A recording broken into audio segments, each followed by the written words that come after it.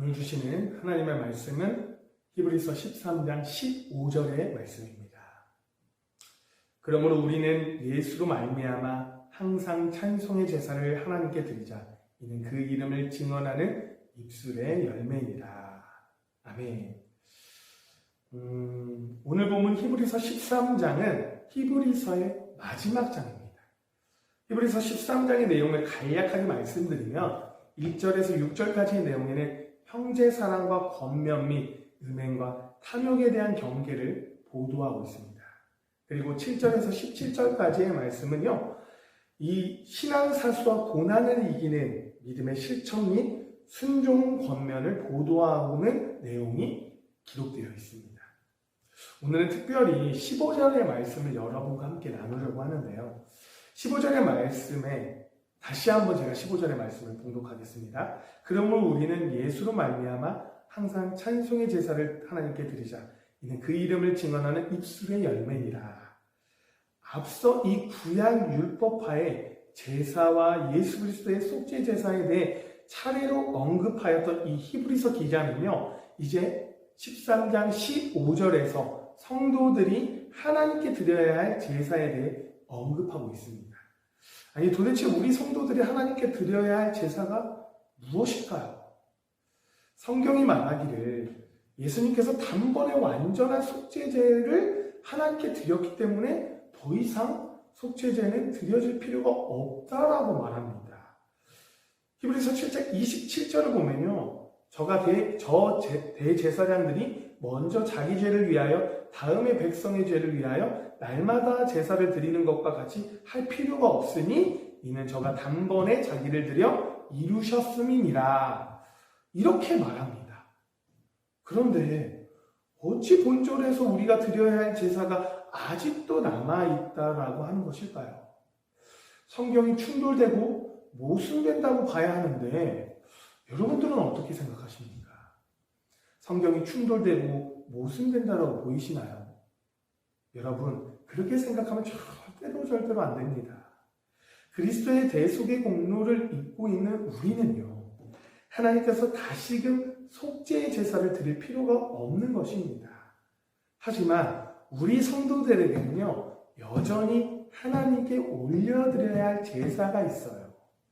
즉, 그리스도의 그 보혈의 공로에 힘입어 죄사함을 받고 하나님과 화목할 수 있게 된 우리들에게는 이 같은 구원의 길을 제공해 주신 하나님의 은혜에 감사의 제사를 드려야 할 일이 남아있다라는 것입니다.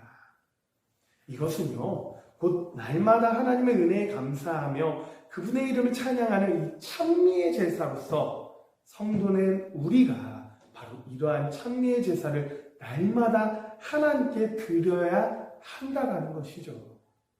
하나님께서는요, 친히 그 부분에서 말씀하셨습니다. 시편 50편 23절에요. 감사로 제사를 드리는 자가 나를 영화롭게 하나니, 이렇게 기록되어 있습니다. 그렇습니다, 여러분. 하나님의 은혜에 감사하여 찬미로 제사를 드리는 자만이 진실로 하나님을 영화롭게 할 수 있는 것입니다. 여러분, 시편 시인은 영혼의 간절함을 다하여 참으로 아름답게 하나님을 찬양하는 모습을 한 번 더 볼까요? 시편 47절 6절에서 7절의 말씀에 찬양하라, 하나님을 찬양하라, 찬양하라, 우리 왕을 찬양하라, 하나님은 온 땅의 왕이심이라, 지혜의 시로 찬양할지로다. 여러분, 시편 기자는요, 하나님을 찬양하기 위해 자신의 영혼을 깨우치고 또 깨우치고 있습니다.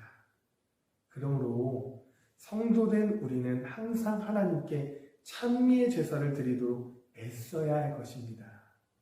그런데 여러분, 이 제사가 단순히 주일에만 혹은 공적인 예배에만 드려지는 제사로 생각하시면 여러분이나 저나 착각하는 것이에요.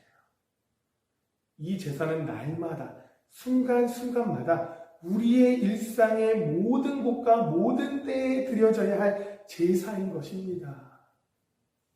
청교도 신학자였던 이 토마스 구던이라는 사람이요, 시편에 나오는 찬미의 시편들을 묵상하고 남긴 말이 있어요. 제가 한번 읽어드릴게요. 내 형제여, 우리 같은 마음을 위하여 기도하자. 구약의 성도들이 새 언약 아래에 있는 그리스도인들인 우리를 부끄럽게 여기지 않도록 기도하자.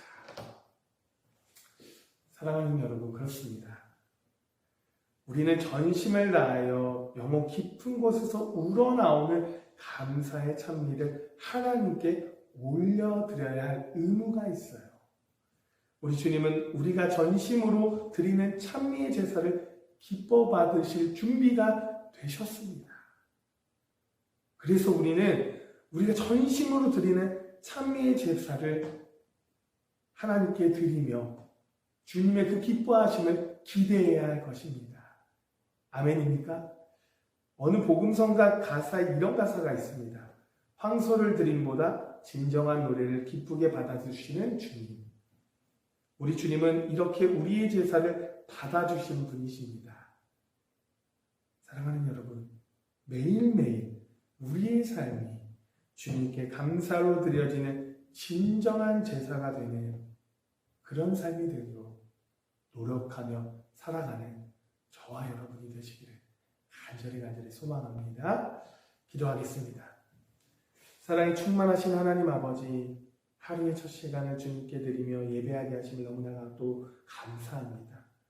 우리의 삶이 매일매일 순간순간마다 주님께 드려지는 진정한 제사가 되게 하여 주시옵소서.